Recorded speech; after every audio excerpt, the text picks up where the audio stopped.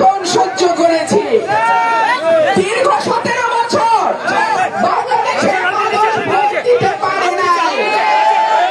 দীর্ঘ 17 বছর বাংলাদেশের মানুষ তার পছন্দের প্রতিনিধি নির্বাচন করতে পারে নাই।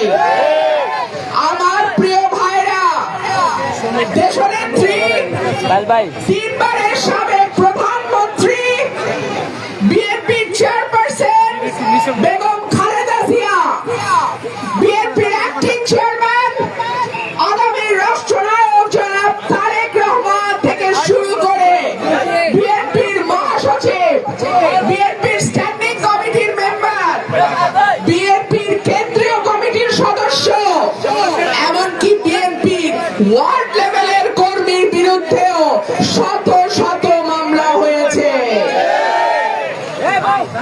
আমরা দিনে ঘরে থাকতে পারি নাই, এলাকায় থাকতে পারি নাই, বাবা মার জানাজায় আসতে পারি নাই, হাতে হ্যান্ডকাফ, ডান্ডা বেরি পড়ে প্যারোলে মুক্তি দিয়ে তারপরে বাবা মার জানাজায় আসতে হয়েছে।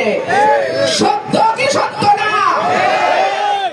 আমার ভাইরা বলে গেছেন সেই সময় ব্যানার ধরার লোক আমাদের খুঁজে পাইতে কষ্ট হয়েছে। এখন বাংলায় একটা কথা আছে, সুসময় বাহবা বন্ধু কত হয়, দুঃসময় হায় হায় কেউ কারো নয়। যখন দুঃসময় ছিল আমি সংসদে শেখ হাসিনার মুখামুখি দাঁড়িয়ে শেখ হাসিনার বিরুদ্ধে আওয়াজ তুলে 350 জন এমপির সামনে কথা বলেছি। যখন দুঃসময় ছিল তখন আন্তর্জাতিক মহলে বিএনপির নেতা কর্মীদের দুঃসময়ের কথা আমি তুলে ধরেছি। যখন দুঃসময় ছিল তখন আমি টেলিভিশনে, মিডিয়াতে, পত্রিকায়, নিয়মিত টকশোতে গিয়ে বিএনপির পতাকা তুলে ধরেছি।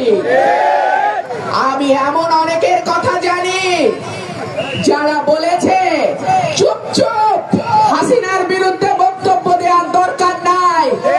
সত্য কি সত্য না? এখন যদি তারা সামনে আসতে চায়, এখন যদি তারা আপনাদের নেতৃত্ব দেওয়ার খায়েশ রাখে, আপনারা কি সেটা মেনে নেবেন? আমি বিনীতভাবে বলি, দুঃসময়ের পরে সুসময় আসে, সুসময়ের পরে কিন্তু আবারও খারাপ সময় আসে। ভালো সময় আসছে মানে